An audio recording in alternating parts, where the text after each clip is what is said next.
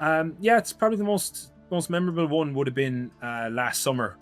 We were involved in a drug interdiction mission off the south coast of Cork during the summer, where we were involved in on the LÉ William Butler Yeats. We were involved in following a rib that was trying to transport drugs into Ireland, and we ended up interdicting on that rib with customs officers and officers from the Irish Naval Service, and we actually brought the rib back into Cork Harbour. My job there was actually just driving the ship. First of all, it was driving the ship and navigating the ship after this vessel to interdict the vessel. So it was certainly a very kind of most exciting point in my career. And then as we interdicted the vessel, I was the gunnery officer on board, so I was responsible for making sure that all the weapons were ready to go for the boarding officers as well, and ready on the ships for when we were doing the interdiction. Luckily, nothing like that had to be used or anything like that, but certainly it was with driving the ship and actually being a member of the bridge team on board and being in the thick of it. It's basically the junior officer's decision whether or not that your boarding team goes up that ladder to board a trawler. So that ladder can range from a couple of feet to meters and meters. So and going from two moving platforms, it's a very much a dynamic environment, and it's very much a case that you have to watch out for people's safety and the leadership to know that you make those certain decisions in the moment, and you're well trained for making those decisions. And it's very much a case that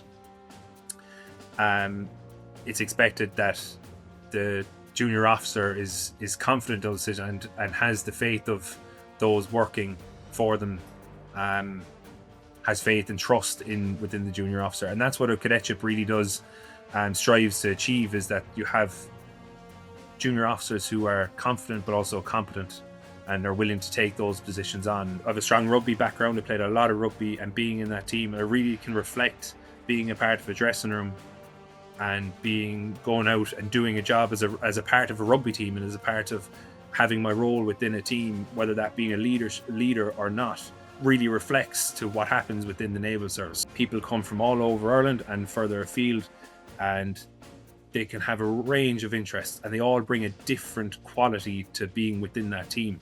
So that's what I get a great kick out of, other than the job side of it, is being, when you are a leader, you're with these people and you're working with these people, and you come very close to them in a sense that you're being asked to do things that the general population aren't asked to do. So when you're 2 a.m, you're getting ready to board a rib that may or may not have drugs on it, you have such a strong sense of teamwork and cohesion there and built that you can get a great kick out of it. And it's great I enjoy having that responsibility, but it does come with its challenges, and I think my training has reflected that, thankfully. For me personally, so after commissioning, and I know this, that the salary can be found online, but I find for the job that I was doing, my pay was really good. So as a qualified watchkeeper, you get a rate 2 pay, and there's also many subsidies in the background of that. And I think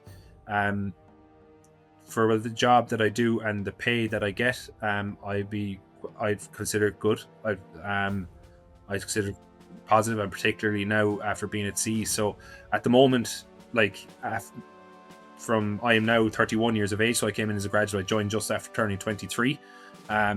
So if I spend time at sea, if I spend a year at sea, my wage would be, I think it's approximately about mid-90s. If I'm at sea, serving at sea for a full year of patrols as a junior officer, I think is quite good. On top of then, there's other subsidies there as well. There's so many different things. Never 2 days at sea are the same.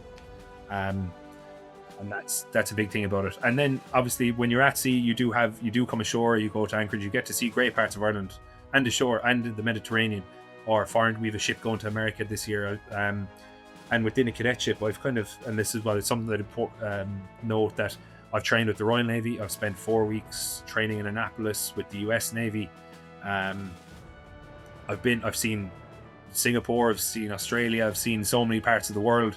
And as well, and sometimes, yeah, it's great to see those places, but some of the best times are the shore leave, when you're coming into Ventry Harbour and you drop the anchor and you've and you've the crack with the lads from the ship and the crew. There might be a lot of people who might be half thinking about it, or maybe it's not for me, or I'm not the right person for a cadetship or to be in the military in general.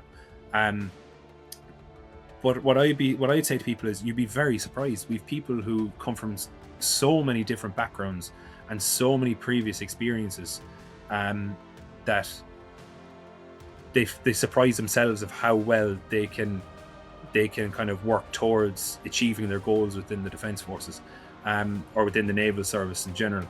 But the main thing is that if you're thinking about going for it and you're doubting yourself, just having a good attitude, like if you have a good attitude towards things, or if that you're relatively positive, and I think that gets you so far. It gets you really, really far within the Naval Service. That if you have a good attitude, that's the main thing. That if you're accepting a cadetship and you're coming into work within cadets, and once you go into a military career, an attitude gets you really, really far. Like I reflected, as I said, I reflected to sport. If you've good attitude in sport, you tend to be somewhat successful in sports. So and that doesn't matter from what kind of background you have, sporting or whether it's from anywhere. That if you have a decent attitude, it doesn't matter what kind of background you have, that it's really probably the most applicable thing. Because for me, as someone who works in the college and as an instructor, it's mistakes are encouraged in a sense that we're definitely here to learn from mistakes and to try and develop, because this is a place where we can make those mistakes, whether that's being in a simulator driving ships or anything like that. But it's how we react to the mistakes and the attitudes you show to making mistakes, I find, is really what I see in successful cadets and officers who I've worked with or instructed in the past. That, yeah, mistakes, whatever, but it's the attitude really.